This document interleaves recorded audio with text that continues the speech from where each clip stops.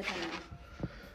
ሰላም ጤና ይስጥልኝ። እንዴት ናችሁ? ማለት ውበት ፈተና በተለይ ለኔ ቁንጅናዬ በቪዲዮ ወጣሁኝ። ምንም በቃ ምንም ነው ያልጠቀመኝ። በቃ ምንም ጠላት ብቻ ማለት ጠላት ነበር። ሰሞኑን ተኝታ ከሰው ጋር ነው ያገኘዋት። ከዛ በኋላ በጣም ነው የተሰማኝ። በህይወታችን ደጋግመው ቢመጡ ደስ የምንሰኝባቸው ቀኖች እንዳሉ ሁሉ ባይመጡ ብለን ደግሞ የምንመኛቸው ቀኖች አሉ። ሶሻል ሚዲያ ላይ እየተራገበ ያለውን በእኔና በፋሚሊ ላይ የተነሳውን ይህንን ነገር ክሊር ለማድረግ ያህል ለዛ ነው እዚህ እናንተ ፊት መቅረብ የፈለኩት። በጣም ነው ያዘንኩት፣ በጣም ነው ያሳዘነኝ። ትላንትና was the worst day, one of the worst days of my life። ምክንያቱም የልጆቼን እናት ፋሲካን በሚገርም ሁኔታ ሰዎች ያቀነባበሩ የቲክታክ መነጋገሪያ ስላደረጓት በጣም አዝኛለሁ። ስለሱ መልስ ለመስጠት ያህል ነው። እኔና ፋሲካ ሰፕሬት ካደረግን ኦልሞስት 2 ዓመት አልፎናል። በተለያየንም በኋላ ሰፕሬት ካደረግን በኋላ ኦልሞስት within 3 weeks or so 3 months or so በኋላ ወደ ቲክታክ ውስጥ ራሴ ገባው ማለት ነው። ጆይን አረኩኝ ማለት ጆይን ስላችሁ መጠቀም ጀመርኩኝ። ከዛ በፊት ነበረኝ አካውንት። ቲክታክንም በጣም የምፈልገው አይነት ፕላትፎርም አልነበረም። በጣም ማልወደው አይነት ፕላትፎርም ነበር ከብዙ ነገሮች አንጻር ማለት ነው። ይሄንንም እንደውም አንዱም ከልጆቼ እናት ጋርም ልንለያይም ምክንያት የፈጠረው አንዱም ምክንያት እሱ ነበር። ባይ ዘ ዌይ ሶሻል ሚዲያ አጠቃቀምን በተመለከተ ማለት ነው። እና በዛ የተነሳ ቲክታክን ያን ያህል ኢንትረስትም ውስጤም አልነበረም። ሳላውቀው ነው ብቻዬን ቁጭ ብዬ ስጎረጉር በቲክታክ ውስጥ ራሴን ያገኘሁት። እና እዛም እንድቆይ የሚያደርገኝ ምንድነው ሰዎች መተዋወቅ ጀመርኩኝ። ብዙ ህዝብ በቃ ማላውቀው ሰዎች ምናምን እና በቃ ፋሚሊ የሚመስሉ ሰዎች ማግኘት ጀመርኩኝ። ከዛም ነገሩ እየባሰ ሄዶ በጣም በብዙ ሰዎች መተዋወቅ ሲጀምር ይሄንን ኦፖርቹኒቲ ተጠቅሜ ለምን እንደ ወንጌል መስበኪያ ነገር አላረገውም በማለት እዛ ውስጥ ሰዎች በቃ እግዚአብሔርን ቃል ሼር አረግ ነበር። ብዙዎችም ታውቁታላችሁ። ጥያቄና መልስ እየጠየቅኩኝ መንፈሳዊ ጥያቄዎች ባይብል ውስጥ እየጠየቅኩኝ መዝሙር እየከፈትኩኝ በዛ ራሴን በቃ ቢዚ ማድረግ እንደ ኦፕሽን ተጠቅሜበት ነበር እዛና that's how I got involved with TikTok። እንደውም የቤተክርስቲያናችን ፓስተር እንደዚህ አይነት መረጃ ደርሶኛል ቲክታክ ላይ እንዳለ ምንድነው ነገሩ በሚለኝ ጊዜ ያው ቅድስና ለእግዚአብሔር ነው፣ ቅድስና ለእግዚአብሔር ነው። ሰው ቲክታክ ላይ አይደለም ሌላም ቦታ ላይ ኃጢአት ውስጥ መግባት ይችላል ከፈለገ። ግን እኔ የማመልከው የልጅነት አምላክ ስላለኝ እንዲህ አይነት ደግሞ ጋጠ ወጥነትና ወርደት ያለው ላይፍ ስታይልም ስላላደኩበት ስለማላቅ እሱ ባደር አላረገኝም። ነገር ግን እግዚአብሔር ቃል ለፓስተርም የነገርኩት ብርሃን በጨለማ ውስጥ ያበራል ተብሎ ተጽፏል። ስለዚህ ጨለማ ውስጥ መብራት ያለብን እኛ ነን እግዚአብሔር ቃል እንደሚናገረውና በመጥፎ ቦታ ነው እንኳን ቢባል በዛ ውስጥ ወንጌል መስበክ አለብን ወይ ደግሞ ራሳችን በኑሯችን ሰዎችን ማስተማርም እንችላለን በሚል መንፈስ ነበረ እዛ የገባውበትና የቆየሁት ቲክታክ ላይ ማለት ነው። ኦፍ ኮርስ ጊፍትን በማድረግ በዚህ የተነሳ ብዙዎችንም የመተዋወቅ እድል አግኝቻለሁ። በዛም የተነሳ ኢትዮጵያ ለምሰራው ቢዝነስም ቪዲዮዎች ሰዎች እንዲሰሩልኝ ዝም ብዬ በመጠየቅ ብቻ እየተነሱ ሊሰሩልኝ ቪዲዮዎች አሉ። ዶክተሬ በሚባል አፕሊኬሽን ዙሪያ ማለት ነው። ያን ነገር በቃ እዛ መቀመጥ ጀመርኩና የሆነ ታይም ላይ ማላቃት ልጅ መታ ስለኔ ስትናገር ቲክታክ ላይ ስሰማ ደንግጬ ገብቼ አረ ፕሊዝ እንደዚህ የምትይው ነገር እኔ አይደለሁም፣ ምንም የተፈጠረ ታሪክም ምን የምትይው ነገር አልተፈጠረም ብዬ ነገርኳት። ነገር ግን አላቆመችም። ሺ ኮንቲኒዩስ። ከዛም የልጆቼን እናት ፋሲካ ጋር ደውዬ ማለት ቴክስት አድርጌ ላኩላት። ይሄ የሚባለው ነገር ያንቺ እጅ ካለበት በጣም ነው የማዝነው፣ ፕሊዝ ያልሆነ ነገር ውስጥ ልንገባ ነው እና እንዲያስቆሙት አድርጊያቸው በሚል ጠየቅኳት። በዛ ሰዓት ላይ ያው ፈቃደኛም አልነበረችም። ሰው ምንም ባዘርም አላረኩ ተውኩት። በዚህ ዙሪያ ያው ብዙ ሰው የሚለውን አለ። እኔ በጣም ነበረ ዲስአፖይንትድ የሆንኩት። ለምን ራሴን በዛ በሚባለው አይነት ማንነት አይደለም ራሴን የማየ ነበረው። ሙር የእግዚአብሔራዊነትን መንፈሳዊነትን ነበር ሙር እያስተጋባው የነበርኩት። ግን የተሰጠኝ ስምና ምሳሌ በጣም ሮንግ ነገር ነበር። እሱ በጣም ህርት አድርጎኝ ነበር። ነገር ግን ልጅቷም አለማቆሟን ሳይ በቃ ለምን ብዬ ነው ምንም ማን በዚህ ነገር ላይ እንትን አይለኝም በሚል በእልህ ውስጥ ተመልሼ የገባውና እንዳፈለኩኝ ማድረጌን ቀጠልኩ ማለት ነው። እና እግዚአብሔር ስለሚያቀኝ ልቤን ስለሚያቅ ምንም አላፈራሁም። ምንም ማስፈራኝም ነገርም አልነበረም። ይሄ ነገር ኮንቲኒው አድርጎ የዛሬ 2 ወር አካባቢ ነገሮች እንደዚሁ መቀሳሰር ጀመሩ ማለት ነው ተመልሶ። ያን ጊዜ እንደዚህ ድጋሜ ወደ ፋሲካ ገብቼ እንደዚህ እየተባለ ነው ፕሊዝ ይሄን ነገር ማስቆምቸው አንቺ ነሽ ማንነቴን ብቻ እንትን አድርጊ። አይ ቢሰርቡኝስ ምናምን የሚል ፍራቻው ነበረባት። አይ አንደርስታንድ። ምክንያቱም እኛ በዚህ ስድብ ምናምን ነገር ስላላደግን ስለማናውቀው ለመቀበል ይከብዳል እና አልተጨንኳትም። በዛ ነገር ሄድን ማለት ነው። እና ከዚህ በኋላ አይ ቲንክ ከዛ በፊት ይሄ ነገር በመደረጉ በፊት ከሜላት ጋር ተዋውቀን በቅርብ እንደ ጓደኝነት ተዋወቀን። እሱንም ሜንሽን አድርጌላታለሁ። ፋሲካም ሽና ውስጥ ምንም ሂስትሪ አዲስ ነገር አይደለም። ላይፍ እንደተጀመረ ነው። የኔና የእሷ ጓደኝነትና መተዋወቃችን በደንብ ገልጾ ነው እንጂ እሷ ቀምታኝ ተቀማምቶ ምናምን አለ አሁን ቲክታክ ላይ እንደሚባለው ማለት ነው። እና በጣም የሚያሳፍር ነው። እኔ ሰው ዝም ብሎ አንስቶ የሚወስደኝ ምቀማማ ሰው አይደለሁ። ትልቅ ሰው ነኝ። እሱ ያው እንዳልኳችሁ ለቲክታክ መነጋገሪያ ነው የተደረገው ማለት ነው። እና ከዛ ባሻገር አሁን እየተባለ ያለው በጣም ይህን ቪዲዮ ልሰራም ውስጤ የተነሳሳበት ዋናው ምክንያት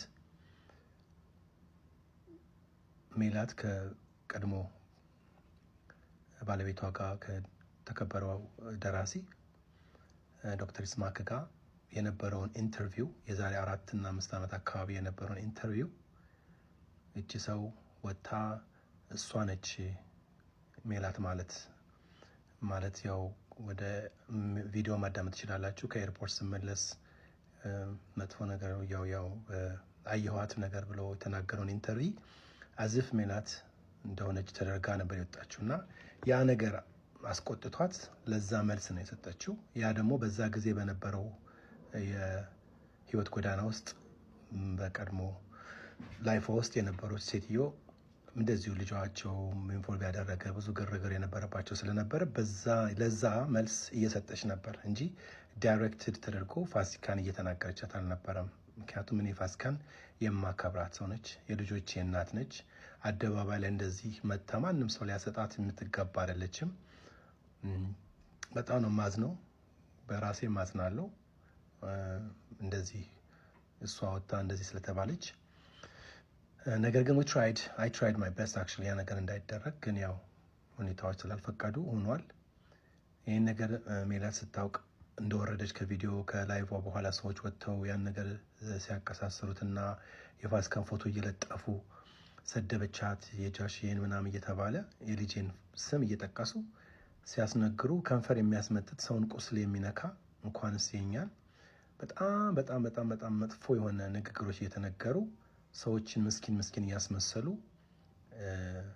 የአንዳንድ ሰዎች ግለሰቦች ፍጆታ ዳርገውናል። ለነሱ ላይቭ መክፈቻ፣ ቪዲዮ መስሪያ፣ እውቅና ማግኛ እና ቫይራል ለመውጫ የኔን ህይወት የፋሲካን የልጆቼን በተለይ ደግሞ የምንወደውን የልጃችንን ህይወት መነጋገር አድርገውት በዚህ ደረጃ አሳልፈናል ማለት ነው። እና እሱ አሳፍሮኛል። በጣም አዝኛለሁ። በጣም ያሳፈረኝ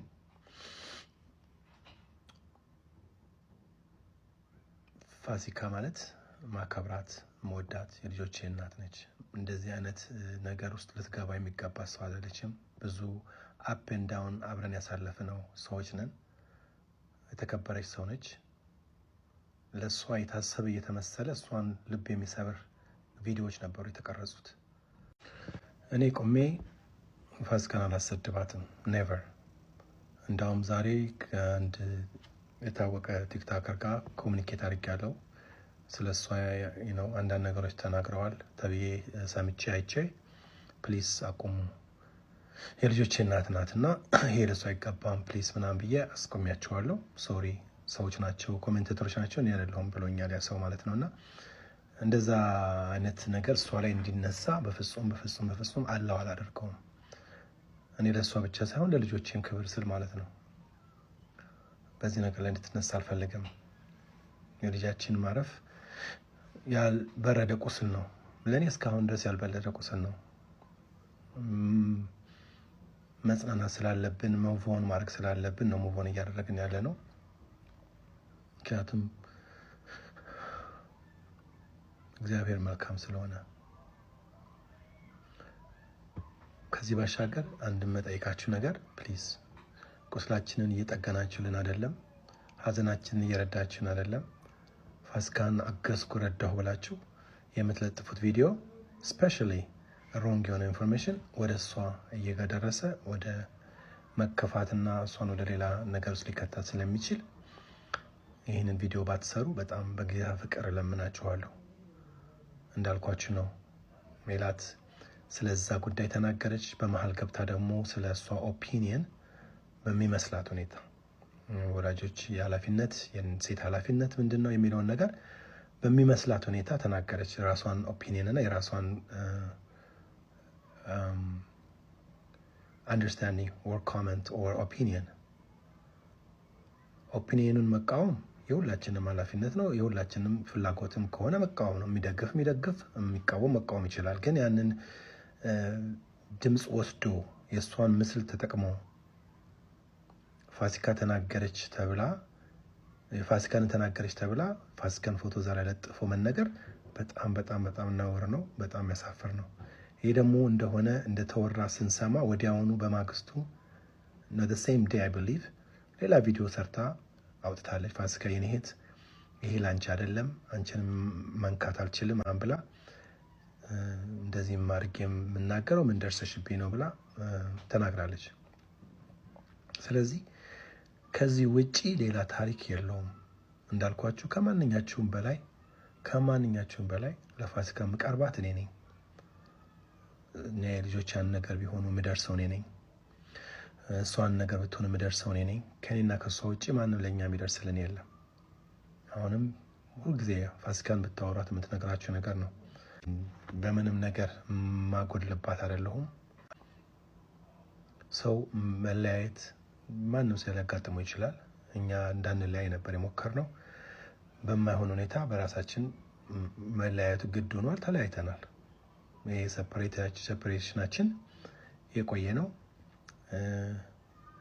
አምነንበት ሁለታችንም ተነጋግረን ፋይናሊ እንደዚህ እና እንደዛ ተባብለን ተነጋግረን ያደረግነው ነው። ፕራውድ የምንደረግበትና አደባባይ ወጥተን የምናገረው ነገር አልነበረም። ያን ጊዜ ስሜ በሚጠራበት ጊዜ ገብቼ ስናገር እኔ አይደለሁም እንደዚህ አይነት ሰው አይደለሁም ብዬ ስነግራት ያቺ ግለሰብ ባለቤቴ ያልኩ ነው የምታማወራው የነበረው። ባለቤቴ እንደዛ ያልኩ ነበር የምናገረውና ያን መልካም አነጋገሬን እንደ ለራሷ ሚዲያ መሰብሰቢያ ተጠቀመችበት። እኔ በዛ ጊዜ ብንለያይም ወይም ደግሞ ሰፕሬት እንኳን ብናደርግ ሰው እንዲያቅም ስላልፈለኩ ማንም ሰው እንዲሰማም ስላልፈለኩ በቲክቶክ መናገርም አልፈለኩም ነበር። ምክንያቱም የማከብራቸው የምወዳቸው ጓደኞቼ፣ ፋሚሊዎቼ፣ ቤተሰቦቼ፣ ፍሬንዶችም እዚህ ሀገር ስላሉ ለነሱ ክብር ስል ቲክቶክ ላይ ወጥቼ አይ ኖ ከሷ ጋር ተለያይቻለሁ ሰፕሬት አድርገናል ምናምን ብዬ ለሷ መመለስ አልፈለኩም ነበር። ምክንያቱም የኔን ማንነት ነው ኩዌስችን ማርክ የነበረው ያሱን መግለጽ ስለነበረብኝ። ነገር ግን ልጅቷ አታክ ለማድረግ የፈለገችው እኔን ስለነበረ she kept going, she didn't stop። ያ ነው እስካሁን ድረስ ግሪቬት እያደረገ ያልሆነ መልክና ያልሆነ ስም እያሰጠኝ እዚህ ያደረሰኝና አሁንም ልናገር የምፈልገው ፋሲካ እዚህ ውስጥ አልገባችም። ፋሲካን ማንም አልሰደበም። የተባለው የተነገረው again ከበፊት ህይወቷ ጋር የነበረውን ያንን ነው ያንጸባረቀችው። ከዛ ባሻገር ደግሞ አድቫይስ ወይም ደግሞ በራሷ ኦፒኒየን ተናግራለች። እኔ ቁሜ እሷን አላሰድባትም። ሜላት ደግሞ again የተከበረ ደራሲ ይስማከን በፍጹም አታስደፍረውም። ማንም ሰው ስለሱ ሲናገር ዝም የምትል ሰው አይደለችም። የምትቆጣ ሰው ነች። ሁላችንም እንደምታውቁ ወይ ደግሞ ሚዲያ ላይ ኮሽን አድርጋችኋት የምታውቁ ሰዎች የመለሰችላችሁን መልስ ታውቃላችሁ። እንደዚህ አይነት ስብዕና ያላት ሰው የኔን የልጆቼን እናት የመዝለፍ አቅም የላትም፣ ስብዕናም የላትም። እኔም ደግሞ አላደርገውም፣ አላስደፍራትም። እና ከኔ በላይ ያሰባችሁ መስላችሁ ወይ ደግሞ ከኔ በላይ ለፋሲካ የተቆራቆራችሁ አስመስላችሁ ብዙ ቪዲዮ ተሰርቶ ሞር ልብ የሚጎዳ እኔም በእውነት ነው የምላችሁ፣ በእግዚአብሔር ፊት ነው የምነግራችሁ። በጣም ነበር ዲፕሬስድ የሆንኩት፣ በጣም ያዘንኩት ትናንት